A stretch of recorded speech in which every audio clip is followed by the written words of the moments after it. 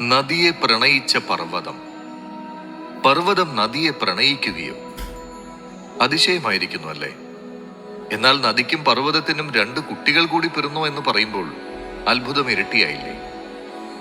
അത് നദിയുടെയും പർവ്വതത്തിന്റെയും കഥ മാത്രമല്ല, ഉപരിചര വസുവിന്റെയും ഇന്ദ്രന്റെയും അദ്രിക എന്ന മത്സ്യത്തിന്റെയും ഒക്കെ കഥ കൂടിയാണ്.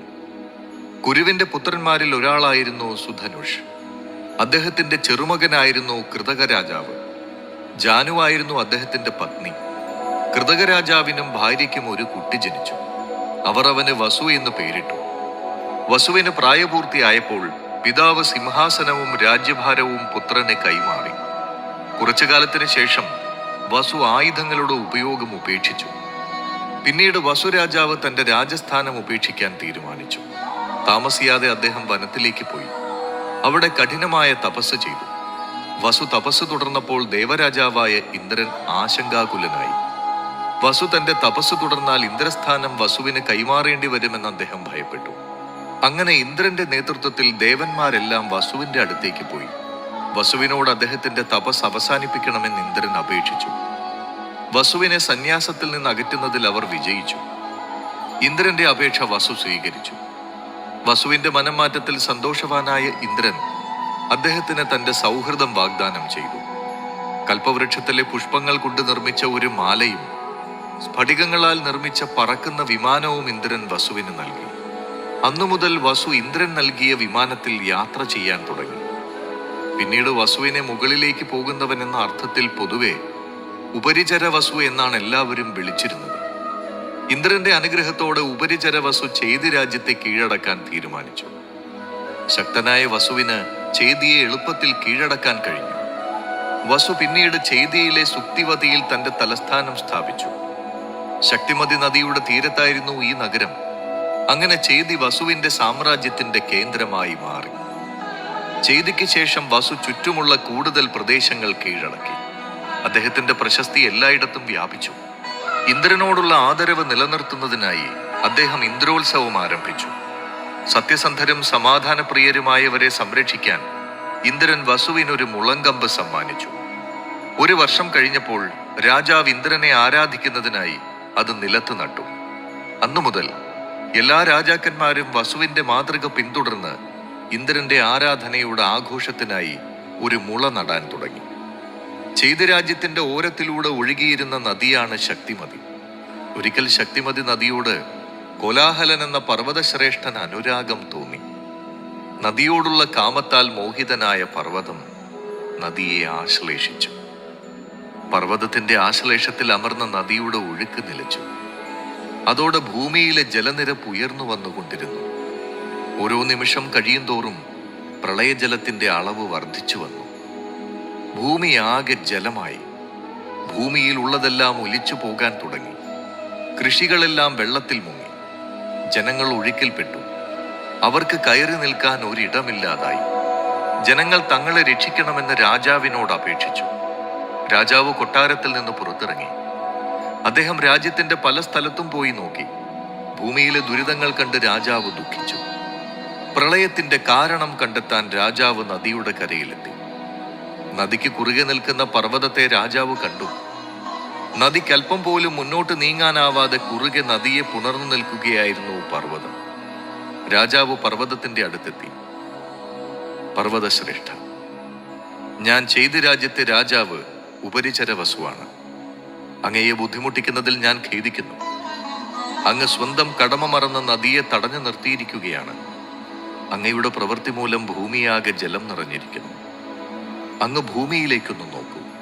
ഭൂമിയിലെ ജനങ്ങളും ജീവജാലങ്ങളും ആകെ കഷ്ടത്തിലാണ്. അവർ രാജാവായ നമ്മെ വിളിച്ച് സഹായത്തിന് അപേക്ഷിക്കുന്നു. അവരെ രക്ഷിക്കേണ്ടതും അവരുടെ ദുരിതത്തിന് അറുതി വരുത്തേണ്ടതും രാജാവായ നമ്മുടെ കടമയാണ്. രാജ്യത്തിന്റെ രക്ഷയ്ക്ക് വേണ്ടി അങ്ങ് ദയവായി നദിയെ അങ്ങയുടെ ആശ്ലേഷത്തിൽ നിന്ന് മുക്തയാക്കണം. അങ്ങനെ ഭൂമിയെ ഈ കഷ്ടപ്പാടിൽ നിന്ന് രക്ഷിക്കണം. രാജാവ് വളരെ താഴ്മയോടെ കോലാഹലനോട് അപേക്ഷിച്ചു. എന്നാൽ നദിയോടുള്ള അനുരാഗത്തിൽ അന്ധനായ കോലാഹല പർവ്വതം രാജാവിന്റെ വാക്കുകൾ ചെവിക്കൊള്ളാൻ തയ്യാറായില്ല. അവൻ അഹങ്കാരത്തോടെ രാജാവിന്റെ വാക്കുകൾ ഗൗനിക്കാതെ നദിയെ തഴുകിക്കൊണ്ട് അതേ നിൽപ്പു തുടർന്നു. പർവ്വതത്തിന്റെ ഈ പ്രവൃത്തിയിൽ രാജാവ് കോപിച്ചു. അതിശക്തനായ വസു പർവ്വതത്തിന്റെ മുകളിൽ കയറി. അദ്ദേഹം പർവ്വതത്തിന്റെ ശിരസിൽ ആഞ്ഞു ചവിട്ടി. വസുവിന്റെ ചവിട്ടേറ്റ പർവ്വതം രണ്ടായി പിളർന്നു. പർവ്വതം പിളർന്ന ആ വിടവിലൂടെ നദി ഒഴുകാൻ തുടങ്ങി. നദിക്ക് പർവ്വതത്തിൽ നിന്ന് 2 മക്കളുണ്ടായി, ഒരാൺകുട്ടിയും ഒരു പെൺകുട്ടിയും. നദി തന്റെ കുട്ടികളെ രാജാവിന് നൽകി. രാജാവ് പുരുഷനെ തന്റെ സേനാനായകനായും പെൺകുട്ടി ഗിരികയെ ഭാര്യയായും സ്വീകരിച്ചു. അപ്സര സ്ത്രീകൾ സാധാരണ രാത്രികാലങ്ങളിൽ യമുനാ നദിയിൽ ജലക്രീഡ ചെയ്യുക പതിവായിരുന്നു. അപ്സരസുകൾ ഇറങ്ങുന്ന ഭാഗത്ത് മറ്റുള്ളവർ ചെല്ലാറില്ല. അതിനാൽ അവർ യാതൊരു ശല്യവുമില്ലാതെ സ്വതന്ത്രരായി ജലക്രീഡ ചെയ്തുകൊണ്ടിരുന്നു. ഒരിക്കൽ ഒരു പാവപ്പെട്ട വൃദ്ധബ്രാഹ്മണൻ സന്ധ്യാവന്ദനത്തിന് യമുനാ നദിയിൽ ചെന്നിറങ്ങി. ആ സമയത്ത് അദ്രിക എന്ന അപ്സരസും സഖിമാരും അവിടെ ഗന്ധർവന്മാരുമായി ജലക്രീഡയിൽ മുഴുകി കഴിയുകയായിരുന്നു. ബ്രാഹ്മണൻ അവിടെയാണ് അപ്സരസുകളും ഗന്ധർവന്മാരും ജലക്രീഡകൾക്ക് ഇറങ്ങുന്നതെന്ന കാര്യമൊന്നും അറിയില്ലായിരുന്നു. ബ്രാഹ്മണൻ അവരെ കണ്ടതുമില്ല. സമയം വൈകിയതിനാൽ എത്രയും വേഗം സന്ധ്യാവന്ദനം നടത്തുന്നതിനായി അദ്ദേഹം ഏറ്റവും അടുത്തുള്ള കടവിലിറങ്ങി. അപ്സര സ്ത്രീകൾക്ക് രസികനായ ഈ വൃദ്ധബ്രാഹ്മണന്റെ സാന്നിധ്യം തീരെ ഇഷ്ടമായില്ല. അതിനാൽ അദ്രിക വെള്ളത്തിന്റെ അടിയിൽ കൂടി നീന്തിച്ചെന്ന് സന്ധ്യാവന്ദനം ചെയ്തുകൊണ്ട് നിന്ന ബ്രാഹ്മണന്റെ കാലിൽ പിടിച്ചു വലിച്ചു. വൃദ്ധബ്രാഹ്മണൻ കാലു തെറ്റി കയത്തിൽ വീണു. വളരെ കഷ്ടപ്പെട്ട അദ്ദേഹം കയത്തിൽ നിന്ന് നീന്തി രക്ഷപ്പെട്ടു.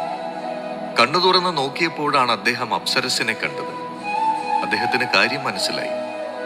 ബ്രാഹ്മണന് വല്ലാത്ത നിരാശ തോന്നി. കോപത്തോടെ അദ്ദേഹം അപ്സരസിനെ നോക്കി. മത്സ്യത്തെ പോലെ വന്ന് എന്റെ ധ്യാനത്തിന് ഭംഗം വരുത്തിയ നീ മത്സ്യമായി പോകട്ടെ. ബ്രാഹ്മണൻ അവളെ ശപിച്ചു. അദ്രിക ശാപമോക്ഷത്തിനായി ബ്രാഹ്മണനോട് അപേക്ഷിച്ചു. നീ ഒരിക്കൽ 2 മത്സ്യക്കുട്ടികളെ പ്രസവിക്കും. പ്രസവശേഷം നിനക്ക് ശാപമോക്ഷം കിട്ടും. ബ്രാഹ്മണൻ പറഞ്ഞു. അതിനുശേഷം ബ്രാഹ്മണൻ അദ്ദേഹത്തിന്റെ വഴിക്ക് പോയി. അപ്പോൾ തന്നെ അവൾ മത്സ്യമായി മാറി. അന്നു മുതൽ അദ്രിക മത്സ്യരൂപത്തിൽ യമുനാ നദിയിൽ വിഹരിച്ചു തുടങ്ങി. ഒരു ദിവസം ഉപരിവസു രാജാവിന് നായാട്ടിന് പോകണമെന്ന് തോന്നി. സാധാരണ അദ്ദേഹം നായാട്ടിന് പോകുമ്പോൾ പത്നിയായ ഗിരികയെയും കൂടെ കൂട്ടുമായിരുന്നു. പക്ഷെ അന്ന് അദ്ദേഹം വേട്ടയാടാൻ പോയപ്പോൾ പത്നിയെ കൂടെ കൂട്ടിയില്ല. കാട്ടിലെത്തിയപ്പോൾ കാടിന്റെ മനോഹാരിത രാജാവിനെ സന്തോഷിപ്പിച്ചു. എങ്ങും പൂത്തുനിൽക്കുന്ന മരങ്ങളും ചെടികളും, മനസ്സിനിമ്പമേകുന്ന പക്ഷികളുടെ പാട്ട്, കാട്ടരുവികളുടെ കളനാദം, കാറ്റിലാകെ മതിപ്പിക്കുന്ന പൂക്കളുടെ സുഗന്ധം, ഇവിടെ നോക്കിയാലും സന്തോഷം തരുന്ന കാഴ്ചകൾ. ഇതൊക്കെ കണ്ടപ്പോൾ രാജാവ് പത്നിയെ ഓർമ്മിച്ചു. അവളെ കൂടെ കൂട്ടാമായിരുന്നു എന്ന് രാജാവിന് തോന്നി. പത്നിയുമായി കഴിഞ്ഞ സ്വകാര്യ നിമിഷങ്ങൾ രാജാവിന് ഓർമ്മ വന്നു. ഭാര്യ ഗിരികയോടുള്ള ആഗ്രഹത്താൽ രാജാവിന്റെ മനസ്സിൽ കാമമുണർന്നു. അപ്പോൾ രാജാവിന് ഇന്ദ്രിയ സ്ഖലനമുണ്ടായി. രാജശുക്ലം നിഷ്പ്രയോജനമാകുന്നത് ശരിയല്ലെന്ന് വിചാരിച്ച് അദ്ദേഹം തന്റെ ബീജം ഒരു ഇലയിൽ പൊതിഞ്ഞെടുത്തു. അപ്പോൾ അതിലെ വന്ന ഒരു പരുന്തിനോട് രാജാവ് ഇലയിൽ പൊതിഞ്ഞ തന്റെ സ്ഖലനം തന്റെ പത്നിക്ക് എത്തിച്ചു കൊടുക്കാമോ എന്ന് ചോദിച്ചു. പരുന്തത് സമ്മതിച്ചു. രാജാവ് നൽകിയ ഇല കുത്തിയെടുത്തുകൊണ്ട് പരുന്ത് കൊട്ടാരത്തിലേക്ക് പറന്നു.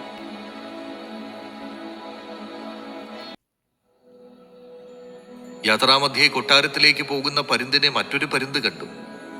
ഇലയിൽ എന്തോ ഭക്ഷണ സാധനമാണെന്നത് കരുതി ആ പരുന്ത് പറന്നു വന്ന് രാജാവിനെ സഹായിക്കാൻ വന്ന പരുന്തിനെ തടഞ്ഞു. പരുന്തുകൾ തമ്മിൽ ആക്രമണമായി. അതിനിടയിൽ രാജാവ് നൽകിയ ഇല പരുന്തിന്റെ വായിൽ നിന്ന് താഴെ വീണു. താഴെ യമുനയുടെ പോഷക നദിയായ കാളിന്തി നദിയായിരുന്നു. അവിടെയായിരുന്നു ശാപം കിട്ടിയ അപ്സരസ് അദ്രിക കഴിഞ്ഞിരുന്നത്. നദിയിൽ വീണ രാജാവിന്റെ ശുക്ലം മത്സ്യരൂപത്തിൽ കഴിഞ്ഞിരുന്ന അദ്രിക വിഴുങ്ങുകയും ചെയ്തു. രാജാവിന്റെ ബീജത്താൽ മത്സ്യം ഗർഭിണിയായി. ഒരിക്കൽ മുക്കുവന്മാർ പുഴയിൽ വല വീശി. അവരുടെ വലയിൽ അദ്രിക കുടുങ്ങി. അവർ ആ മത്സ്യത്തെ പിടിച്ച് കൊട്ടാരത്തിലെ അടുക്കളയിലേക്ക് കൊണ്ടുവന്നു. ഉപചാര വിരുന്നനായി അവർ അതിനെ മുറിച്ചു. മത്സ്യത്തിന്റെ വയർ തുറന്ന് അവർ അത്ഭുതപ്പെട്ടു. മത്സ്യത്തിന്റെ വയറ്റിൽ നിന്നും ഒരു ആൺകുട്ടിയും ഒരു പെൺകുട്ടിയും. കുട്ടികൾ മത്സ്യത്തിന്റെ വയറ്റിൽ നിന്ന് പുറത്തേക്ക് വന്നു. മനുഷ്യക്കുട്ടികളെ പ്രസവിച്ചു കഴിയുമ്പോൾ അദ്രികയ്ക്ക് ശാപമോക്ഷം കിട്ടുമെന്ന് പണ്ട് ബ്രാഹ്മണൻ പറഞ്ഞിട്ടുണ്ടായിരുന്നതിനാൽ അദ്രിക പൂർവ്വരൂപം പ്രാപിച്ച് ദേവലോകത്തേക്ക് പോയി. മുക്കുവൻ കുട്ടികളെയും കൊണ്ട് രാജാവിന്റെ അടുത്തെത്തി. രാജാവ് ആൺകുട്ടിയെ തന്റെ കൊട്ടാരത്തിൽ നിർത്തി. പെൺകുട്ടിയെ മുക്കുവന്മാർക്ക് വിട്ടുകൊടുത്തു. ഒരിക്കൽ ഇന്ദ്രനും മറ്റു ദേവന്മാരും കൂടി ഒരു വലിയ യജ്ഞം നടത്താൻ തീരുമാനിച്ചു. മൃഗങ്ങളെ ബലി കഴിച്ചുകൊണ്ടുള്ള ഒരു പ്രത്യേക യാഗമായിരുന്നു ഇത്. ദേവേന്ദ്രന്റെ നേതൃത്വത്തിൽ നടക്കുന്ന യജ്ഞമായതുകൊണ്ട് ഈ യാഗത്തിൽ എല്ലാ ദേവന്മാരും മഹർഷിമാരും പങ്കെടുത്തു.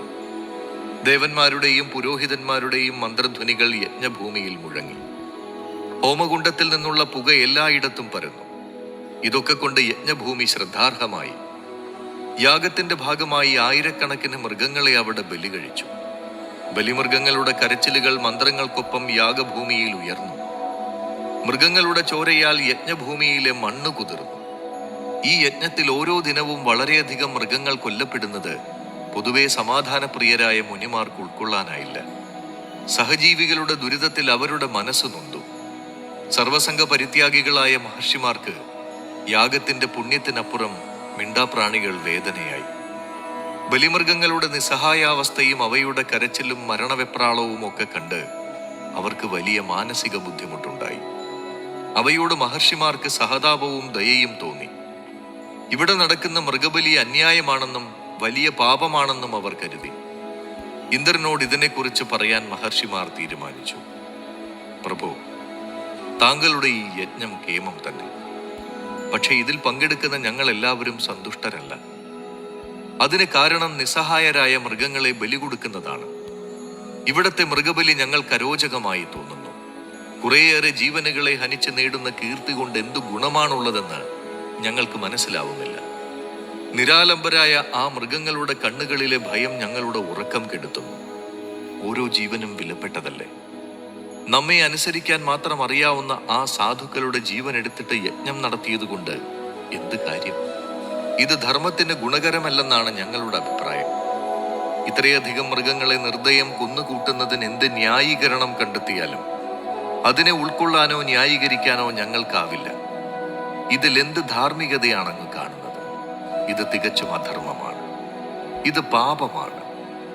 അഹിംസയിൽ അധിഷ്ഠിതമാകേണ്ടതല്ലേ യാഗവും യാഗഭൂമിയും? പുണ്യഭൂമി എന്ന് പറയപ്പെടുന്ന യാഗഭൂമിയിൽ ചോര വീഴ്ത്തുന്നത് ധർമ്മമാണോ? കൊടിയ പാപമല്ലേ? പാപം ചെയ്ത് പുണ്യം നേടുമെന്ന് പറയുന്നത് അജ്ഞതയാണ്.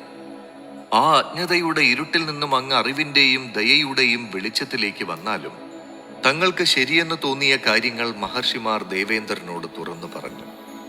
മഹർഷിമാർ പറഞ്ഞ കാര്യത്തെക്കുറിച്ച് ദേവേന്ദ്രൻ ഗഹനമായി ചിന്തിച്ചു. അവർ പറയുന്നതിലും കാര്യമുണ്ടെന്ന് ദേവേന്ദ്രന് തോന്നി. ദേവേന്ദ്രൻ ഈ കാര്യം മറ്റ് ദേവന്മാരുമായി ചർച്ച ചെയ്തു. യജ്ഞത്തിന്റെ ഭാഗമായി മൃഗങ്ങളെ കൊന്നുതള്ളുന്നത് ധർമ്മമോ അധർമ്മമോ? ഓരോരുത്തരും അതിനെക്കുറിച്ച് ചിന്തിക്കാനും പരസ്പരം സംസാരിക്കാനും തുടങ്ങി. തങ്ങൾക്ക് ശരിയെന്ന് തോന്നിയ കാര്യങ്ങൾ ഓരോരുത്തരും പറഞ്ഞു. ചിലർ മഹർഷിമാരുടെ പക്ഷത്ത് നിന്നു. മറ്റു ചിലർ മൃഗബലി ശരിയെന്ന് വാദിച്ചു. ഇതിന്റെ പേരിൽ ദേവന്മാരും മഹർഷിമാരും തമ്മിൽ തർക്കമായി. മൃഗബലി ശരിയെന്ന് ദേവന്മാരും തെറ്റെന്ന് മഹർഷിമാരും വാദിച്ചു. രണ്ടു കൂട്ടർക്കും തങ്ങളുടെ വാദം ശരിയെന്ന് സ്ഥാപിക്കാനോ ഉചിതമായ പരിഹാരം കണ്ടെത്താനോ കഴിഞ്ഞില്ല. ദേവന്മാരുടെയും മഹർഷിമാരുടെയും തർക്കം എങ്ങുമെത്താതെ നീണ്ടുപോയി. അത് യാഗഭൂമിയിൽ വലിയ പ്രശ്നങ്ങൾ ഉണ്ടാക്കി. ഓരോ ദിവസം കഴിയുന്തോറും തർക്കം വലുതായിക്കൊണ്ടിരുന്നു. അവസാനം പ്രശ്നം പരിഹരിക്കുന്നതിന് മധ്യവർത്തിയായി ഉത്തമനായ ഒരാളെ തിരഞ്ഞെടുക്കണമെന്ന തീരുമാനമുണ്ടായി. മധ്യസ്ഥന്റെ അഭിപ്രായത്തിന് പ്രാധാന്യം കൊടുക്കണമെന്നും അതനുസരിച്ച് ശരിതെറ്റുകൾ നിർണയിക്കാമെന്നും അവർ തമ്മിൽ ധാരണയായി. ആരെ മധ്യസ്ഥനായി തിരഞ്ഞെടുക്കുമെന്നതായി അടുത്ത പ്രശ്നം. അത് ദേവേന്ദ്രൻ തന്നെ തീരുമാനിക്കട്ടെ എന്ന് ദേവന്മാർ പറഞ്ഞു. മഹർഷിമാർക്കും അത് സമ്മതമായി.